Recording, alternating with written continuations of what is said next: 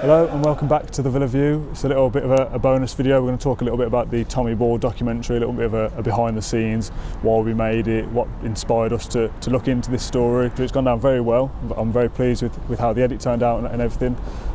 Tell me about this story and tell me what you told me when you approached me about it. Because I think our plan was, when you're off for the summer, there's no football on, to make some films, some short films or documentaries on Villa, and obviously I know someone who's decent with a camera.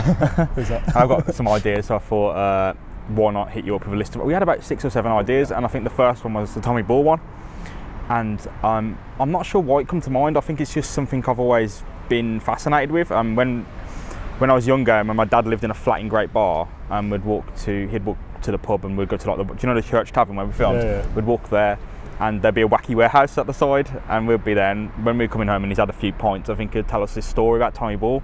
It terrified me, and his grave obviously in the local area where I grew up. So I thought, bring that to you. I think we had loads of ideas to talk about. I think we'll obviously come on to that in the bit. Yeah. But Tommy Ball, definitely. I think it was a story that needed to be told, and it's still a story. We didn't even do that much. No, this isn't the end of Tommy Ball's story. I think here. For the Villa View, someone asked, will there be an extension of this or what's coming next? For Tommy Ball, I think there's nothing else we can do. One of the questions that we had was, not a question, one of the comments we had was that I wish it was longer.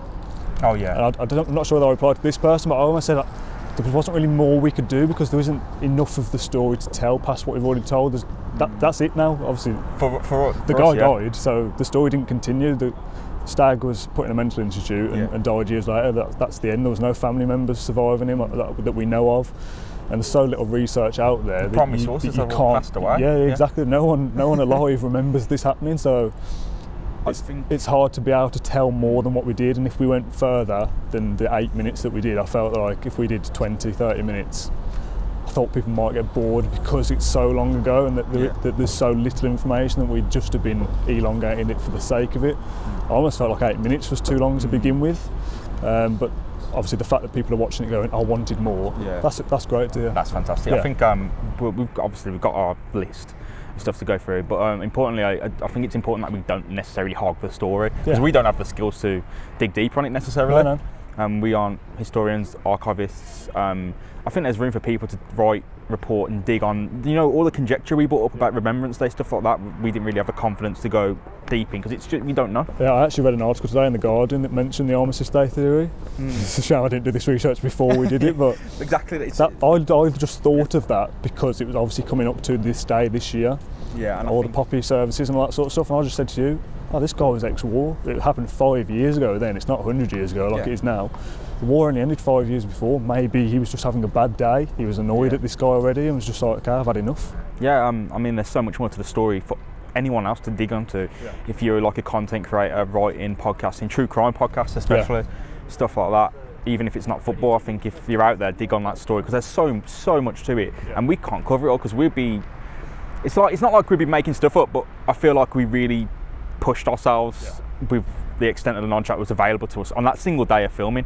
Was where we found most stuff out. Yeah, somebody asked me how long did it take to put it together, and I was like, basically a day, less than a day. In really, we met at Villa Park to interview Rob Bishop, which was first because we knew that Rob would tell us things that would help show us what footage we needed. He'd say something about the grave, and then we'd go to the grave and get that shot, for example. And we wanted to do Matt Kendrick on the same day, and it was originally arranged, I think, that we were going to do them both on the same day. And dates changed, and it wasn't possible. I think it was the following day that Kendrick came to my house. So that was my my kitchen. Product placement in the back, placement with the mug. I was like, I can't just use a blank wall. I need to put something in the back. So yeah, it was rubbish on the morning. Then we went off to the church tavern, the grave site. And that was it, really. Yeah, it's mad. We shot a lot of stuff at Aston that wasn't really used because I thought I was going to build out this story to be like, to sort of go, oh, we're talking about the 1900s, so I need a shot of like an old building, and I need shots of like there's like a one with a lock on the door. Do you remember that wooden barn like window by Aston Hall? It's like I need this stuff to sort of build out like, oh, this is olden days, because there's no pictures of this event even of Tommy Ball. There's 1 or 2 pictures of him. Very hard to find a picture. He was 23 and this was like 95 years ago. There's one picture of George Stagg. The house isn't there anymore. The church tavern obviously looks very different now. I think what's funny to say is we went to the wrong Brick Hill Lane. I didn't know this till after. I didn't know this yet until after. It's actually, I went up this Beaches Road, is where the road next to the road I grew up on. Yeah. I didn't know it was called, that was the Brick Hill Lane, and it doesn't exist anymore. So I think just by circumstance we looked out and got that sign into the film, but it doesn't exist. The area doesn't exist anymore. Well, yeah, because we said Villa Park is obviously where he played, 70 odd games. His grave is 5-minute drive away. Yeah. The church that he drank at that night was literally from here down to the other end of the road away. And his house, funnily enough, is a 10-minute walk away. So we go up there to Brick Hill Lane, where we've read that he lived, got a shot of the road sign, thought obviously it didn't look anything like it would have back then, but it'll do, we'll just chuck that in. And you messaged me a few days later like, oh, that Brick Hill Lane, it's not the same one, it's just a funny coincidence. And it's only down the road, you know, we went afterwards to rest up and like debrief in the Beaches pub. That's next, your bus home went down the road we should have went down. But even then, it's pointless going to Beaches Road and filming. It's the right place, but it's just, it would have added nothing. So I'll come on to the production stuff in a minute, but we're trying to tell a story of something that happened almost 100 years ago. There's no pictures, there's no video, there's no sources. There's no first primary sources. There's not any match reports. If you're going to search through the archives, first names weren't used, and searching for ball and football related articles, you're not going to find anything of any use. They definitely exist. That's why I said it's on other people now. I think they definitely exist somewhere, so people can find it. They must be in maybe the library, even Villa, or the Birmingham Mail may have something. Who knows? It's all out there for someone to find. Yeah, and obviously we're doing this as two guys, and obviously Dan in the voiceover at camera, and the contacts we've had. If we were doing this as Villa, we'd be able to dig through archives, and maybe there's pictures out there that we don't even know exist. But I feel like we had to do the best we did with what we did, and to start with a documentary from that list we've got as something that happened 100 years ago was a tough start, and that's why like I tried to go like sound effects heavy. I remember talking to you about this while we were editing and deciding whether, when we tried to like reenact the gun shooting scene, whether that should be black or whether we should use some of that footage from Aston Hall, and I'll chuck that in now of what it could have been.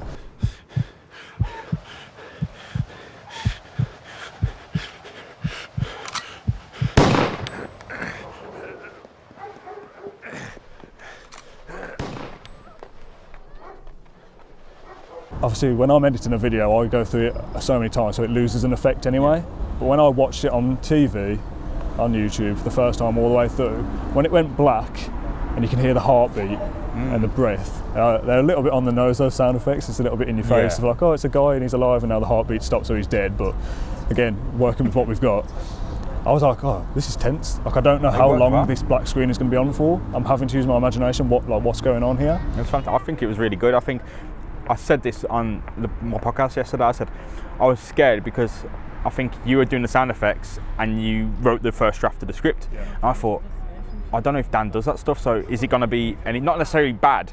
I said bad on the whole I didn't mean it. I didn't mean it. But I think like it didn't even surprise me. I was like, oh yeah, he's just nailed it. There's nothing for me to do now. Like, because I think I did a few bits on the script, but like you'd laid it out perfectly. And Dan Bardell done the voiceover. I thought, oh, I don't know. It was good. It was very good. Also, a little fun fact on the voiceover, I was speaking to Dan on the phone while he was doing it, just to sort of give him direction and say like, oh, can you just do that line again or whatever, to make sure I knew I'd got it. He did it in the podcast booth, and while I was doing it I was thinking, sometimes phones introduce like the buzz to feedback on a mic. I was like, send me an audio test and we'll see if it's alright. So he sent it me and it was fine. I was like, oh okay, this is alright. So I was expecting like a zzz all the way through. I was like, oh yeah, it's fine, we'll go with it. There'll be a little bit here and there, but it'll be alright. And he did like several takes of each bit, and every now and then it'd be like like instead of all the way through, it's just one little bit, like just in randomly. It wasn't even like every 10 seconds, it was totally random. Yeah, that's harsh. And there was one line where he'd only done 2 takes and it happened on the same word both times. I think it was, for example, it was murder. Oh, it was like a key word. Yeah, exactly. I don't think you can hear any of it in the main edit, because I had to spend ages going through the thing. And in the first take, the buzz came on mur, and then the second take, it came in duh for murder. So I had to take the one from the murder from one and duh from the other and try and stitch them together. You've done that, yeah. That's you'll typically do that in audio editing. No one would know. Yeah. No one would know that. But it's just one of those things that I was like, oh yeah, the audio's fine, because you just think, oh yeah, let's just go with what we've got, let's do it, and then you come back to edit it and you go, oh okay, this is actually not that good, and now I need to try and do some editing to it. 'Twas on a Sabbath evening, in drear November days, 2 friends were heard creating, we sort of obsess over these little details. I remember sending you footage of those shots I was trying to make look like night time. Yeah. So obviously we shot it in the day, it was blaring sun, beautiful blue sky, and I knew that some clips would look better if it was dark, because there was a bit when Rob Bishop said he took the dog for a walk. No, and that was at night, and it was in day, so that didn't work. So I remember sending you shots saying, oh, what did you think of this? And we were going, oh yeah, there's a little bit of weird colour here, this bit doesn't look quite right. Then you put it in the final film, and you, as what we do, we obsess over these little details, because you have to, I feel like you have to do that to try and aim. If you want to be the best you can be, you can't just go, oh, that'll do, and throw it out, because you do look at things and go, oh, this needs to be better. But ultimately, people that watched haven't commented on anything like that. They've just gone, oh yeah, this is great. You've almost got to try and forget about the little details a little bit when you come to posting it, because people are there for the story and because they like what you do. Yeah. And ultimately the story was solid. The interviews were very good. Dan's voiceover and the script were good. I know some of the shots we got were very good. The B-roll's fantastic. A lot of the B-roll was good. We're going to use that, I'm sure, in the future as well. Yeah. Some of it was just generic Villa Park stuff that we haven't shown yet that will come in. But every sort of section was good, and I felt like, yeah, this is strong. And then you put it together and, yeah, this is a good documentary. But we sit there and go, oh, this isn't quite right, this isn't quite right. And you sort of have to forget that a little bit, but whilst trying to maintain some kind of standard. Were you nervous uploading it, or like? A little bit. I wasn't, I mean, like, you did 90% of the work, so my nerves are they're not really up for consideration. I wouldn't say it was nervous. I was a little bit apprehensive to, are people just going to think, what is this? This isn't about us battering Derby, like what's going on here, this is irrelevant. And obviously we did the interviews last year with Ian Taylor and the likes, and they didn't get the views that you'd hope. We could do a match preview sat at home about a game upcoming and get 4,000 views, and an hour-long interview with Ian Taylor gets 2,000, and you sort of you look at that and go, well, people aren't as interested in this as they are the other. But the people that watch those interviews absolutely loved them. Yeah. I felt the same would happen with this. If this only gets 1,000 views, that 1,000 will be strong and they'll all love it, and it won't appeal to everyone because not everything does. But the feedback has been great, and it was a little bit of a slow start. There was like 10 comments for ages. Yeah. And I was like, oh, okay, this is probably not going to get much better. And I think it's up to like almost 100 now. So people are watching it and going, yeah, this is decent. Well, you got to think about the quality of the views as well. And not the quantity. It's not just about numbers. Like, I mean, you get, say, fan cams, but you could get like a Russian robot that's worth 2,000 of those. I mean, and the reaction to the Tommy Boy, it may have been lower in views at the start. I think it's kind of balanced out now. I think it's like 3.5 now. Yeah, which is, I think that's average. That's our standard, average, isn't it, for your videos? But the reaction, I think you've got a push for restoring Tommy Ball's grave and stuff, and that's a quality reaction. I mean, you get 100 views and there's a real push now to restore Tommy Ball's grave, and I think that's something that's genuinely going to get brought up, and whether it's Villa, the foundation, or within the Villa fan base, where it's not necessarily money that people will donate, but time to spend on the grave or whatever, just freshening it up, I guess. It's been 7 years or so since it was last done. So I remember seeing a picture on Google and going, oh, that looks really nice. And then we got there and it's just totally overgrown. It's like a typical grave, isn't it? I remember us having to like kick down weeds and stuff to get shots and stuff, which felt weird. I have to say that was wipe weird. The top and it was, and wipe those ribbons off a bit, and those are rigid. Yeah, they've been there a long time. As I say, it's not about the views per se. It's very easy to look at something and go, this didn't get as good views as that, so it wasn't as good, but that's just not true. Well, we digitised the story, I think, like the feedback and stuff is more important. Yeah, exactly. Like Dan said, we've raised awareness of a story that a lot of Villa fans didn't know about because it was so long ago, and it's a story that's worth mentioning and retelling and looking after, because it's a unique part of our history. I mean, we're not going to go around and make a big deal about, oh yeah, we had a player that was shot. It's not nice news, but it's something that's worth remembering. It was a generation or so from being lost. And look how many people, I'm not saying, I'll assume that the majority of Villa fans knew about Tommy Ball just out of interaction, but there might be a few odd thousand who wouldn't, and that story's now there, unless something happens to YouTube in the future. I've still got the raw file, just in case I've uploaded to the next big platform. Vimeo, across. Yeah, but that story's digitised and it's there for potentially forever. Yeah. And that won't be lost. So happy. That's my goal anyway. That was my goal. So as long as people watch what we do and go, that was great, I really enjoyed it. 8 minutes well spent. That's great. That's all I want to hear. There's part of me that thinks, I've got some comments here, and they're not critical by any means, but there's the odd one that's like, you should have done this, you should have done that. And part of me thinks that's great, and part of me thinks no one knows and analyses my content more than I do. I will watch that back and go, yeah, that shot yeah, I isn't definitely the know, best. because you were messaging me at like sometimes 1 o'clock in the morning, going, is this shot better than this one? I thought they're both the same, mate. Yeah, exactly.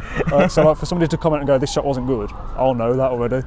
Yeah, it's like I don't need to be told, yeah, or the music wasn't quite right there, or whatever, because we've watched it hundreds of times in the edit and we'll know that that wasn't quite right, but there wasn't an alternative. The one bit I can think of straight away is when we introduced Going to the Grave, we used Dan as a voiceover over the top of Rob Bishop talking in silence. And we both picked up on that, I believe. I wasn't sure about it, but there wasn't another way, because the way that we'd asked the questions, Rob, and this is no fault of ours or Rob's, he answered them as if it was a conversation, as if your voice was going to make the edit. So you were saying, oh, where's he buried? I think it's local. And he was like, yeah, it is, it's in Perry Bar. Yeah. Now we couldn't just use, yeah, it is, he's in Perry Bar, because it didn't make sense. It was hard to frame that because we had so little time with him, and we had to get a few, we didn't just stop, we interviewed him about more stuff than Tommy Ball. Having Matt Kendrick in there as well, he retold the story, so it was which person told that bit better. Yeah. So you have to pick and choose. So there's some bits that I've used Matt Kendrick and Rob Bishop might have told that bit better, but you need to alternate it as well. So that bit, it was like, we couldn't have just had Rob come in and go, yes, he's buried in Perry Bar, because that doesn't fit the rest of the piece. So I was like, okay, we need Dan to introduce this next section. Where is he buried? It's in the local area? Yes, St John's Church at Perry Bar. Talk about the grave piece. Well, I've got a comment right here. Someone says, nicely done, love the grave shots, and I put that as my favourite part. Now, I shot all that with the gimbal because I knew that with gimbal footage, obviously you get it nice and steady, but it almost gives that sort of like dreamy, ghost-like quality. It's like hovering. Exactly. You can't tell a person is using it. It's not shaky. It's not steady on a tripod. It floats through. And I thought that fits. It almost is a little bit spooky to a grave. But I remember debating again with you and other people, should this bit have music or not? That was a tough one. That's probably the hardest decision, because in documentary you always have what they call nat sound breaks, natural sound, where the interviews stop and just life plays out, or your music comes in or whatever. And it would have been very easy to put classical violin or piano over that and made it feel sad.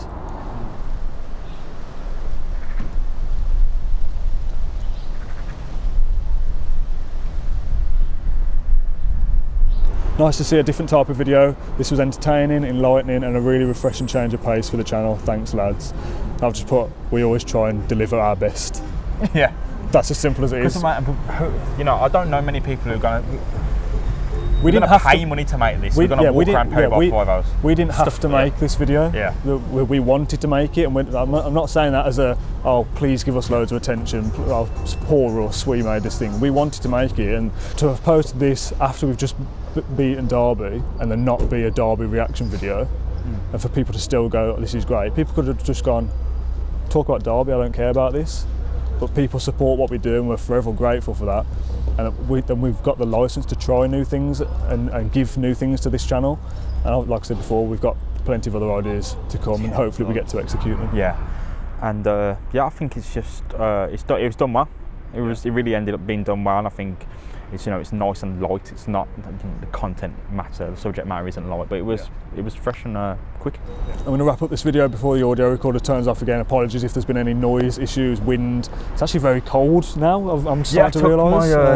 My jacket off because I was hot and I'm pretty cold. We've been in quite a while, so the shot could have got dark. There's no monitor today, so who knows if this is even still recording at this point. Oh my God. Thank you very much for tuning in to this little behind the scenes chat. If you found it interesting, let us know. If there's anything else you want to know about the Villa View, questions, comments, things like that, get in touch. I try and reply to as many as I can on YouTube, but again, that's a time. Yeah, that's a time. You've done all of them. That takes a while to go through. I do read every comment, and if anything is important, I do reply. But yeah, anything you want to know, any questions, more about Tommy Ball, future projects, do let us know. Thanks for listening to our self-indulgent trumpet blowing session. Yeah, done? Yeah, done. Shall we try and shake hands? Yeah. Nice one. Cheers, mate. If you enjoyed that video, why not watch another one? Click one of the video options on screen now, and if you don't mind, subscribe to the channel. Thanks for watching.